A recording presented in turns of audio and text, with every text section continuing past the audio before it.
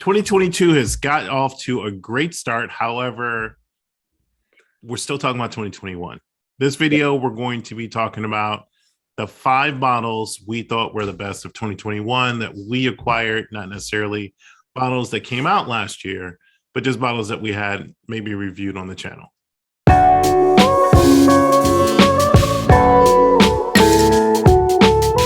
Welcome back. This is Whiskey Happens. That's Garrett. This is Travis.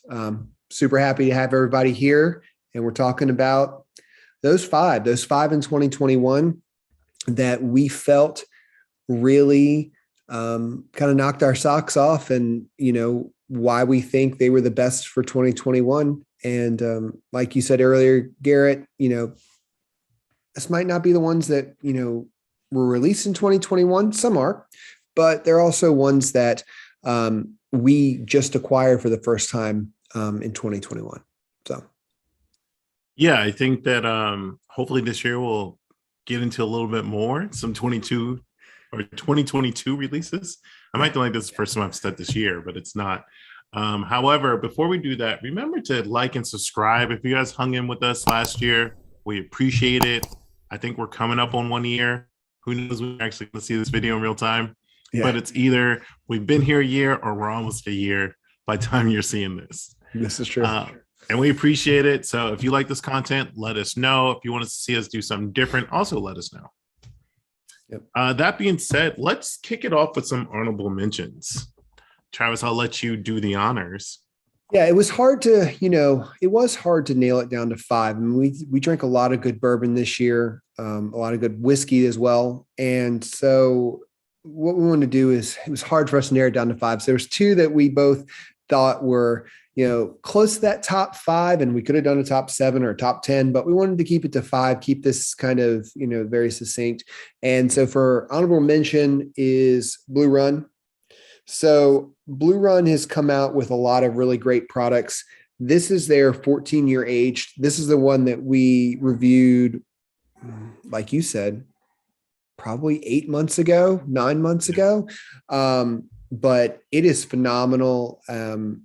Is for a bourbon that's 14-year aged. It's really good. So what about you, Garrett? For me, it was the Chattanooga Bottle and Bond Spring Edition. Hopefully you guys can see that. Hopefully. We also did a review of this one as well.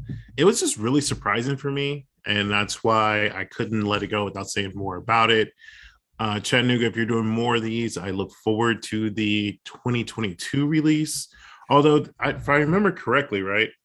So spring of 2017 is when it was bottled, and then it was released this year. So I guess I'm looking forward to the 2018 edition of the Bottle and Bond this year. Yeah, and it was interesting because they did a fall release, and the fall was good, but it was nowhere close to the spring, like you said, Garrett. Yeah, exactly. Like we were just blown away. If I'd never had the spring, drinking the fall wouldn't be. I believe I said underwhelmed.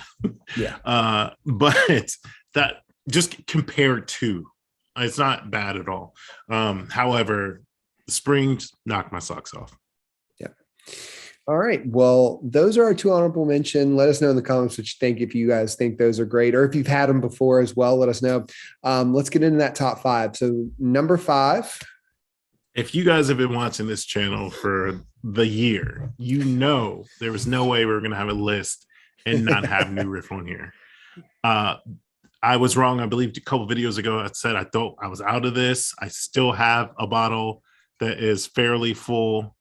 Potomac Wine Spirit store pick. Loved it. Travis loved it. Loved it. We gushed. We bought more.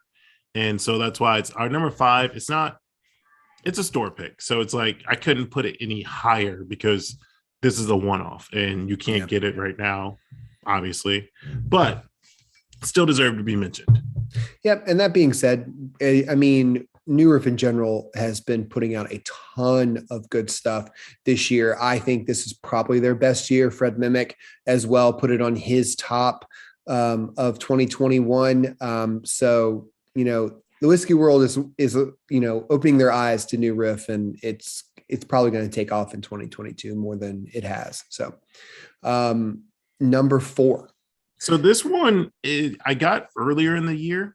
It's a Nulu toasted. This one happens to be barrel pick that we did with a group here locally.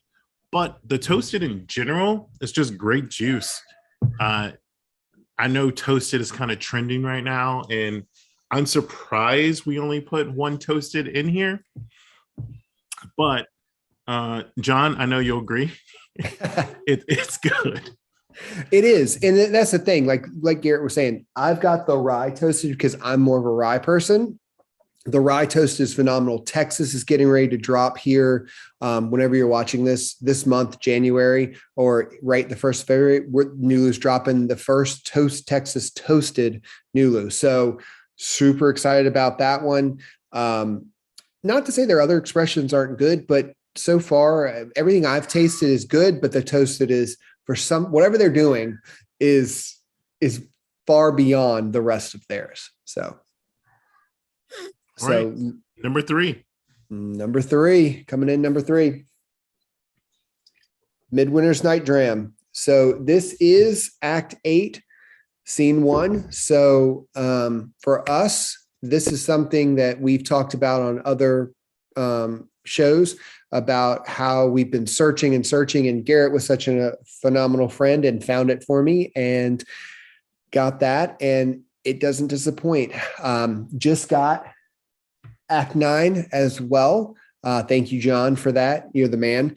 And so I'm excited for 2022. We're going to do a comparison video of the two and see what we think. But Act 8, by far, just the smoothest drinking juice, and really, really love it.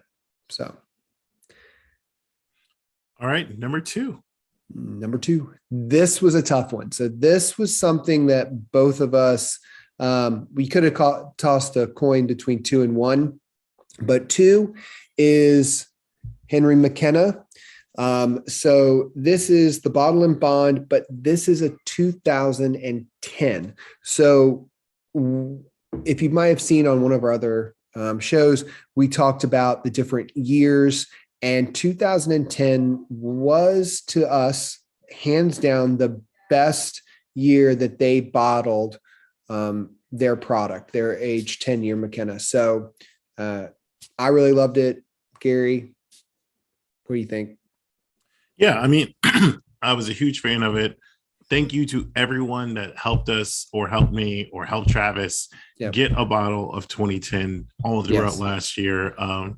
Sean, you were great when I came to Texas. Obviously, Travis already lives there. However, and shout out to Sean in general. This video is definitely inspired by one of your comments. So thank you for watching and letting us know what you want to see. Yep. But I have continuously tried to get more 2010s. I have 1 or 2 2011s not opened, but in 2012 should be coming out pretty soon. Yeah, I'm excited to try the one that we both got when you were in Texas. That is the 2010. I'm excited to try that one because it was like one of the last days of 2010 that they bottled. It was like 12/23 or something like that. Yeah. So super stoked to open that eventually and try it. But here's the thing. Here's number 1. Let's get to it. It was very surprising.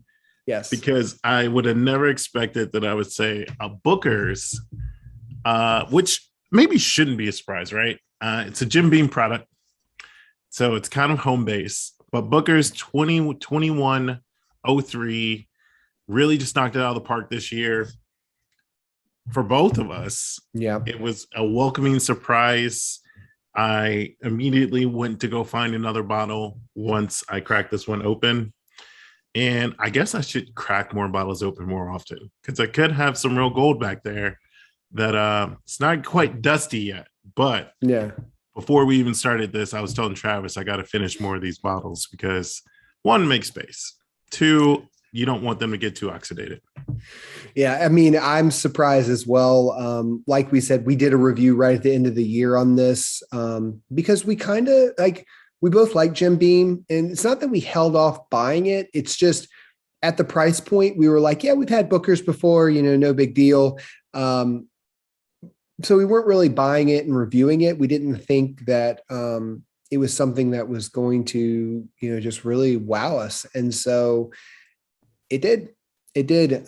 So that goes to show you, even things that you've been drinking for many, many years, if they're changing them and they're bringing out different years and different, oh 01, 02, 03, 04, you got to give them a try. I would say at the price point though, if you can try it without having to buy the bottle, do that first. But if you find an 03, definitely go out and get that one. There's something to be said for that, because I definitely go to less bars now just because outdoor life. So a lot more purchases last year were definitely just, I'm going to take a chance versus I've had to pour this. Yeah. So we'll see if that changes this year for us. Yeah. And, if you get a bottle and you don't like it, it's not the end of the world. You might find friends, or you might have friends or people that really like it. And you could do some handshakes or, trade with people, open bottles of something that maybe you didn't really care greatly for and they really love. So, reach out to your community and see what's out there. All right. Well, that's going to do it for us. That was 2021 in best of review, I guess. Yes. And hopefully 2022 will treat us well. That's good English. It will. Until next time.